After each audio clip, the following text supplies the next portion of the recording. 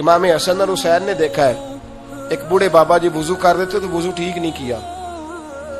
دو باتیں ہو سکتی نا کہ میں شیر خدا کا پتر ہوں, میں تمہیں بتاتا ہوں وضو کیسے کرنا, اور اہل بیت کا ادب ویسے بھی فرض ہے واجبات دین میں. وضو ٹھیک نہیں کیا تو شہزادے اب ایک دوسرے سے مشورہ کرنے لگے کہ بابا جی کو بتانا ہے وضو کیسے کرنا چاہیے. تو کیسے بتائیں؟ ہمارے ہاں اللہ خیر کرے, خدا خیر کرے, کسی کو پتہ چل نہ جائے مسئلے کا. اگر پتہ چل گیا تو پھر ساری مسجد کے نمازیوں کی خیر نہیں.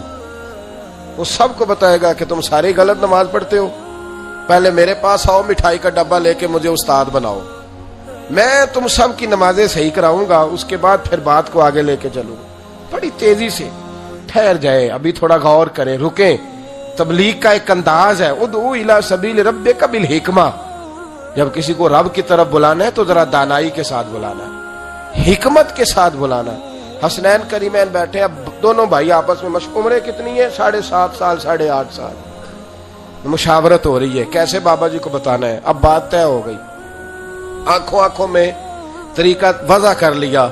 تو حضرت امام حسن فرمانے لگے بابا جی ماشاءاللہ آپ کو وضو کرتے دیکھا ہے, ذرا ہم دو بھائی بھی وضو کرنے لگے, ذرا دیکھیے گا بھلا کس کا صحیح ہے.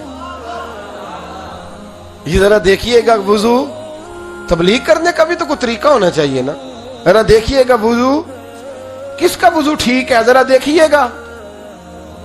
تو بابا جی نے کہا چلو بیٹا دکھاؤ. وضو کیا دونوں شہزادوں نے. یہ شہزادے ہیں نا, اور یہ وہ شہزادے ہیں جو قیامت میں جنتی جوانوں کے سردار بنیں گے.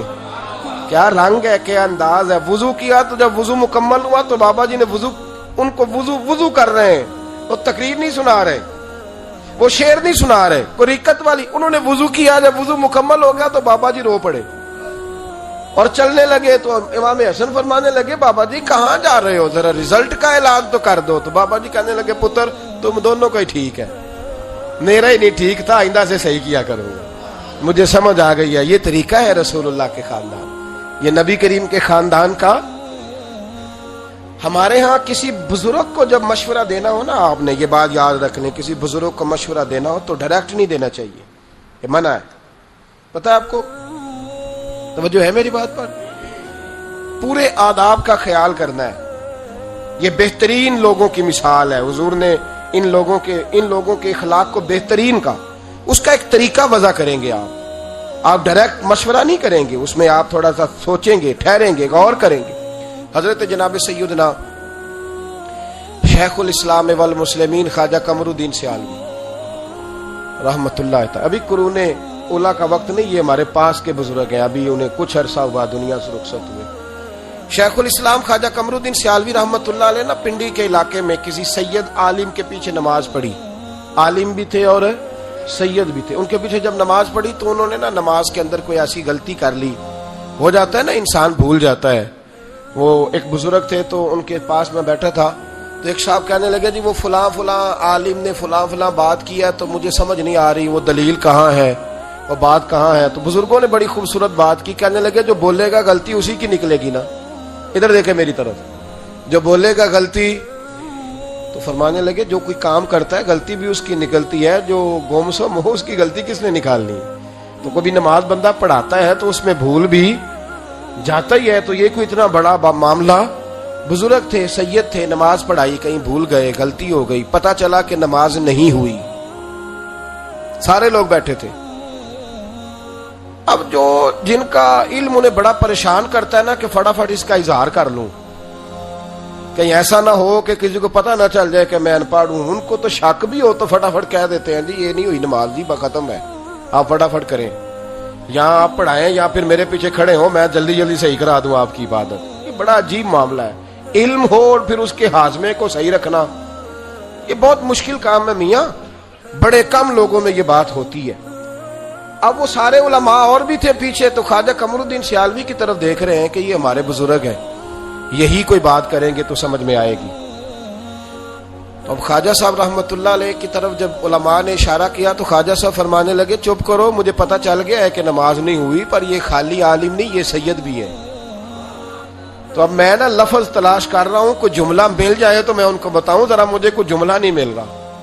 ہم انتظار کرتے ہیں, نہیں جاگ کے بتاؤ, آپ کی مہربانی. انتظار کرتے ہو, میں کہا کرتا ہوں دعا کرو کسی بیچارے بوڑھے آدمی کا کبھی موبائل نہ کھلا رہ جائے نماز میں، ورنہ وہ تو گیا کام سے۔ سب لوگ کہیں گے کہ بابا جی تسی موبائل رکھے ہے تو پھر کھلا بھی رہ گیا تھوڑا۔ اور اس سے زیادہ مل کے یہ دعا کرو کہ امام مسجد کا نہ کھلا رہ جائے، ورنہ ہو سکتا ہے عصر کے وقت مولوی نیا آ جائے کہ آپ کو پتہ ہی نہیں آپ نے موبائل کھلا رکھ لیا ہے۔ اتنا مطلب آپ پتہ ہی نہیں آپ کس کی امامت کر رہے ہیں، اتنے اتنے بڑے محدث پیچھے کھڑے ہیں اور آپ کا موبائل کھلا رہ گیا۔ بڑا خوفناک ماحول بن گیا۔ اور مسجدوں کے اندر جہاں جو بھی آتا تھا اسے چاہیے تھا کہ کلیجہ بھی ٹھنڈا کرتا، دل بھی ٹھنڈا رکھتا، زبان بھی میٹھی رکھتا۔ تو خواجہ صاحب فرمانے لگے ذرا جملہ کو ملتا ہے تو میں شاہ جی کو بتاتا ہوں، مل نہیں رہا، اتنے بڑے عالم ہیں، چوٹی کا آدمی ہے۔ پھر تھوڑی دیر کے بعد کہنے لگے لو بھائی جملہ مل گیا ہے۔ میں شاہ جی کو بتانے لگا مسئلہ، انہوں نے کہا حضور بتائیں۔ تو قریب گئے جا کے سید صاحب سے کہنے لگے حضور آپ سید زادے ہیں، عالم بھی بڑے ہیں، ماشاءاللہ آپ نے نماز پڑھائی ہے، مزہ بڑا آیا ہے، ذرا یہی نماز ایک دفعہ دوبارہ نہیں پڑھا دیتے؟ نماز آپ نے پڑھائی ہے، چونکہ عالم بڑے ہیں، سید ہیں، تو مزہ بڑا آیا ہے، ذرا یہی نماز دوبارہ نہیں پڑھا دیتے؟ تو شاہ جی ہنس پڑے، کہنے لگے شک مجھے بھی تھا نہیں ہوئی، شک مجھے بھی تھا کہ نماز نہیں ہوئی، لیکن میں چونکہ شک میں تھا تو بول نہیں رہا تھا، اب آپ نے بتایا تو بات کی سمجھ آ گئی ہے، مجھے پتہ چل گیا کہ نماز نہیں ہوئی۔ تو اب وہ بھی بوڑھے تھے، کہہ سکتے تھے کہ بڑھاپا ہے جی کیا آپ نے تھکا دیا، آپ کتنی پڑھیں، اللہ خیر کرے، گرمیاں تراویاں آتی ہیں نا گرمیوں میں، خدا نہ خواستہ کہیں قاری صاحب سے 2 کی جگہ 3 پڑھائی جائیں تو پھر اتنا زیادہ احسان کرتے ہیں میری طرح کے لوگ جو پیچھے کھڑے ہوتے ہیں، کہتے ہیں آپ کو پتہ نہیں ہمارا احسان عظیم ہے، ہم آپ کے پیچھے نماز پڑھنے کھڑے، آپ نے تھکا دیا، اب پوری 2 رکعتیں اور پڑھ جائیں گی، یعنی پوری 2 رکعتیں ہی پڑھنی پڑیں گی۔